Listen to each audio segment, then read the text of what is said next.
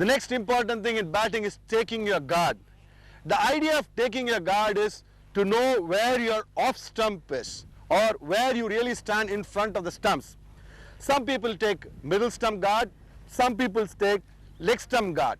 Now I generally take the middle stump guard. Middle stump please. Middle stump. Thank you. Leg stump please.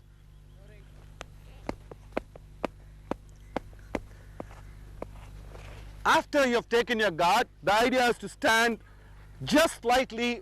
The ideal stance will be just standing across the crease, batting crease, and make sure both your feet are parallel to the batting crease, and it's on the guard that you have taken.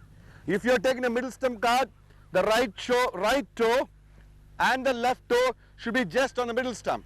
If you are taking a leg stump guard, the right toe and the left toe should be on the leg stump.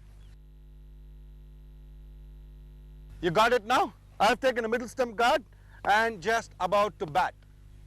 The idea of taking the guard is you know where your off stump is, so that you could leave those deliveries which you do not want to play.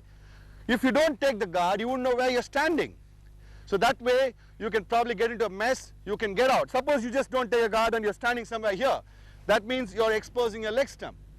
Similarly, if you don't take the right guard and you're standing somewhere here, that means you're exposing all your stumps.